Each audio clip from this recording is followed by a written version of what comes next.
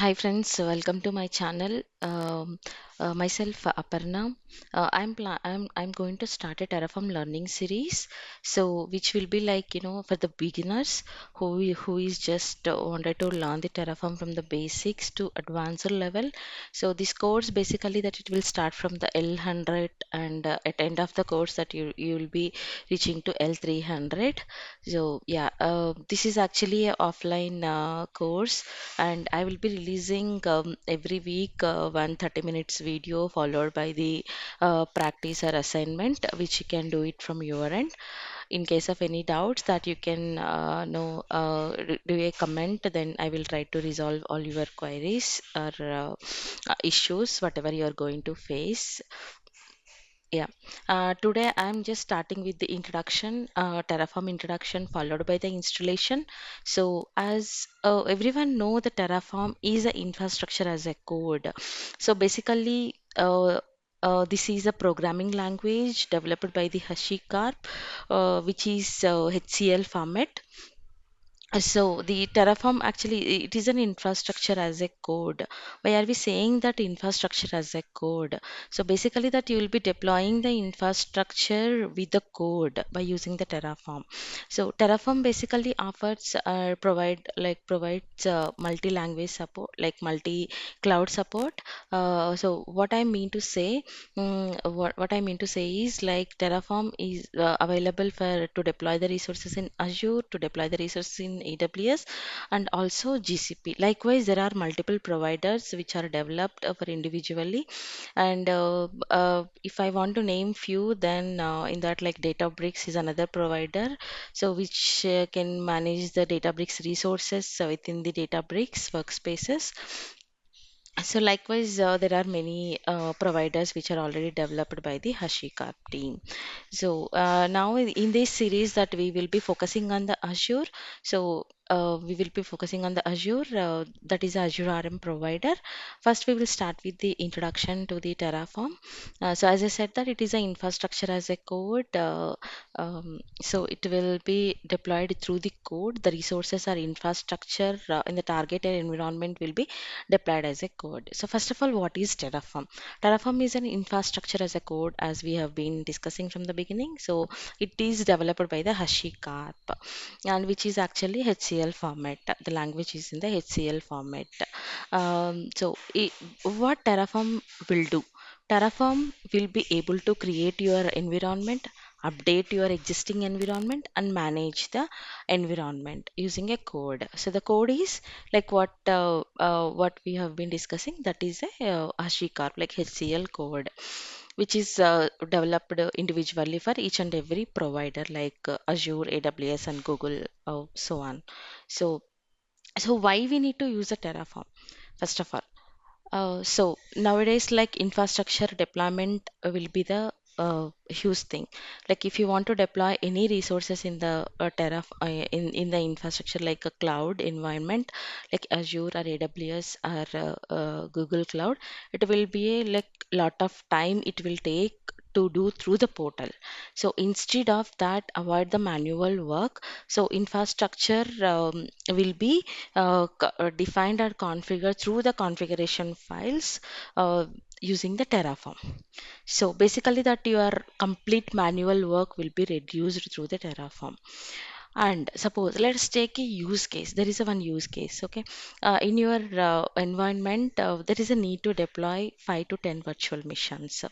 So now, to create a 5 to 10 virtual missions, you have to put lot of manual effort by configuring each and every no virtual mission with their respective configuration. So let's suppose take a no for one virtual mission from the starting to till the deploy are available, it will take 5 to 10 minutes based on the configuration. Like suppose for the 10 virtual missions, how much it will take? It will take more than a 2 to 3 hours. So in that case, we are spending lot of time to deploy the 5 to 10 virtual missions. So anyhow, the infrastructure deployment is not a stable one. So every time it will increase the resources or your infrastructure will grow in future. So in that case, that you will be keep on adding the resources, like maybe the same type of resources or a different set of resources, whatever it may be. So in that case, that manual effort, again, now you are deploying today, you are deploying 5 to 10 virtual missions. So maybe day after tomorrow, again, you got a requirement to deploy a 5 to 10 virtual missions or 10 to 20 virtual missions. Maybe it can be increased in future. So in that scenarios, you no need to manually create every time the virtual missions. So you will be writing the code, generic code for the virtual mission deployment. That code will be reused to deploy how many virtual missions that you want using the Terraform. That is the main benefit of the Terraform, are the modules which are available in the Terraform to create your infrastructure resources and the targeted environment. The targeted environment here is Azure, AWS, Google, or any other no vendor like provider that which you want to deploy the resources. So I hope that now that we understand that why Terraform is required, like what is Terraform and why it is required for us to use. So as I have been telling, right, these things are manual infrastructure creation is taking lot will take a lot of time, and there are a highly chances that we can do a mistakes because while configuring 5 to 10 virtual missions, like you'll be definitely missing some of the configurations and then we'll be ending up with the again recreation. So to avoid all those things, that Terraform really will be helpful. And let's suppose in the real world, you will not be stick to one environment or one deployment. So basically in the real world, how the projects will work, basically the projects will be having the different type of environments, development, test, prod, UA, sandbox, like that you will be having the multiple environments before you reaching to the production. So in maintaining and deploying the resources in each and every environment or every stage, you will be a hectic if you do manually. In case if you have a Terraform, then it will be easy. As I said that it is having the reusability feature, that you will be writing the code once and it will be utilized for the multiple times to deploy the multiple environments. So Terraform basically automates the infrastructure deployment from end to end. So you'll be writing the configuration files and you'll be providing the inputs, and it will be talking to that destination API, and then it will be managing your environment or deploying your environment. Infrastructure can be a version control using the Git. So basically that now today you have one environment like development, you have few resources which you have deployed like virtual machine, storage account, key vault. Okay, in a future, like maybe after 1 week or something, that you have a requirement to add additional resources to the existing environment, or updating the existing environment, like changing the configuration of the virtual machines or upgrading them. Likewise, if there are any controls at which you want to apply on the existing resources, then everything will be maintained in a version in the Terraform by using the Git. So it is integrated with the Git. So you'll be every entire infrastructure will be version controlled. Easy to recreate the environments quickly. As I said that now today, if you have a requirement to deploy the development with a few resources, maybe after few days that you don't want that environment, and if you want to delete it, it is very quick than a manual process. So just Terraform destroy, it will destroy complete environment, but your code still will be reusable, even if you are deploying the targeted environment or the targeted resources. The same code will be reused again if you want to quickly deploy the environment with the desired resources, whatever you want. So basically, Terraform will be really helpful that if you want to automate the infrastructure deployments, and it will completely replace the manual creation of the resources. And now we will see how the Terraform architecture is. So basically, the Terraform architecture means that we will be having what Terraform will be having it. So we will be seeing the Terraform configuration files. Those are the core things, that those are the files that which you are defining your environment. So the basically the Terraform files will be ending with a .tf extension, and then only it will be recognized as a Terraform code. Okay, so all the Terraform files will be having the .tf extension. With that, it will be recognized as a Terraform configuration. Then, followed by that, we will be having the Terraform core. So, Terraform core means like this Terraform workflow. We will be having the plan and apply. Plan means it will read your configuration, whatever you are writing in the TF files. Then it will give you the rough output. How what are the resources and configuration it will look like once after you deploy the resources in the targeted environment or targeted cloud environment. Basically, the plan will give the rough idea that how many resources it is going to deploy with what kind of configuration which you have configured, whether it is matching with your configuration or not. Then followed by the apply. When you do the apply, then only Terraform will talk to the targeted environment API. Then it will do the resource deployment because Terraform core is a plan and apply. So for most important thing is like here the Terraform always work with the providers. So Terraform should know which provider that you are using and which environment that you are going to deploy. As I said that there are plenty of providers which are developed to manage things in the Terraform. So basically, if you see here for the Azure, AWS, and GCP, there are different providers available. Based on these providers, that your Terraform is going to talk to the destination environment with the API calls. It will invoke the API calls and then it will perform the action. So these providers are the a key, like key for the Terraform configurations. Without providers, it won't be able to talk to your environment or talk to your destination environment, and then it won't be able to do the apply or deploy the resources. Then when we do the Terraform core, like plan and apply, it will directly act on the cloud resources deployment, as we have been talking from the beginning. So the cloud resources, our whole target, if it should be on the Terraform cloud resources deployment using the Terraform. So what are the cloud resources here? The cloud resources are, there are various resources are available in all kind of cloud providers like VM, storage, DB, all other AI services, AML services, Databricks, log analytics. So there are plenty of services that everything that can be managed are deployed through the Terraform. Hope everyone understand the Terraform architecture. Let's move on to the Terraform workflow. So now just see the how Terraform work. What is Terraform workflow? Terraform workflow is basically how it will work, how Terraform will be interacting to the API, how it will be loading the plugins, how it will be authenticating, how it will be basically from Terraform configuration files to the infrastructure creation. This is complete workflow of the Terraform. So first of all, in the workflow, first you will be writing the code configuration. Basically, that we will call it as a configuration. So you will be defining the resources, whatever you want to deploy on the infrastructure with the configuration, like with all the properties that you will be providing the values to create a resource.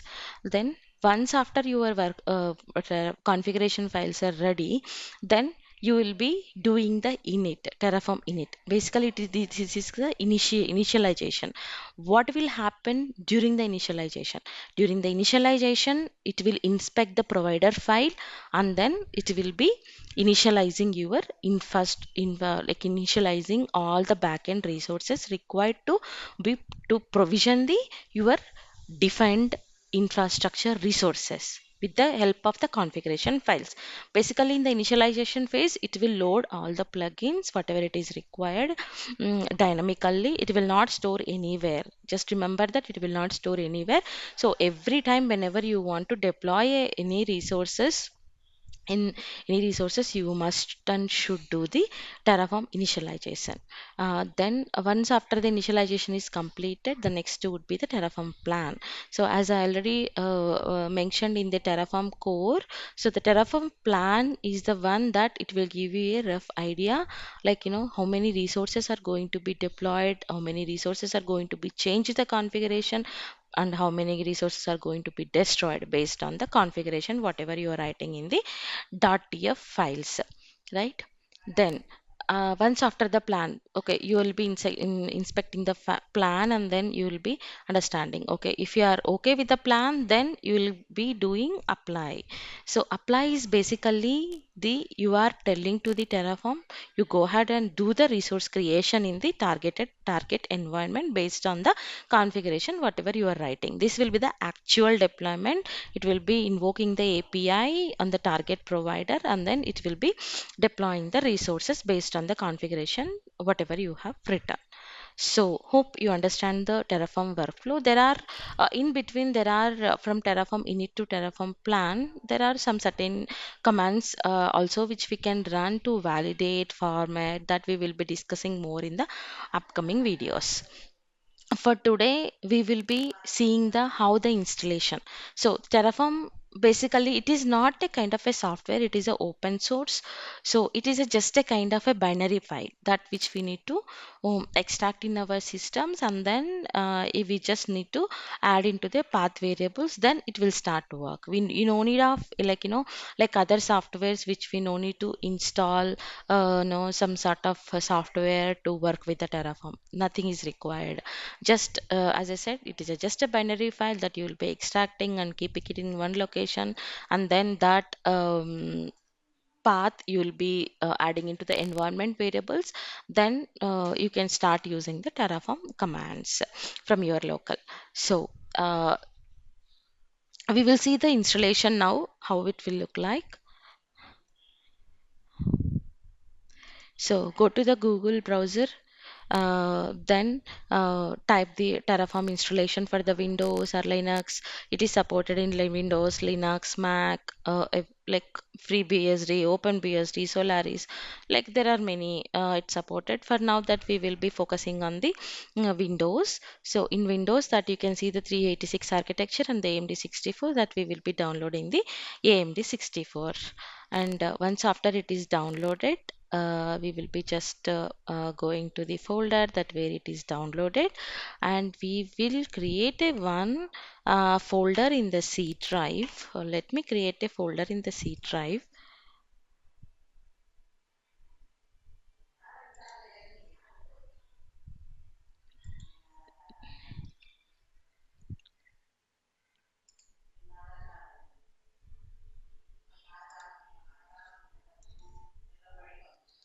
I'm naming this as a Terraform,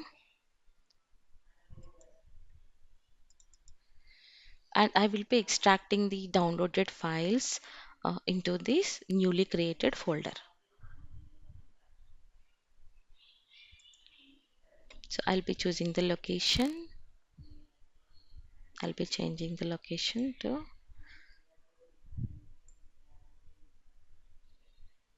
the folder which I have created. Where is Terraform? Yes, yes, I'm choosing here. Then my files are extracted to the Terraform folder. So here that whatever the zip file which we have downloaded contains a licenses.txt file and terraform.exe binary file. So we don't need to run this exe file to install the software. Just we will be adding the path into the environment variables to make it work. We no need to add into the environment variables every time. That if you are not adding to the environment variables, so every time that you will be calling the Terraform with the dot slash, and you need to go to that path, and then you will be reading with the dot ext extension to avoid that. So we are just adding the exe file path into the uh, environment variables. So I'm adding the new path. Okay.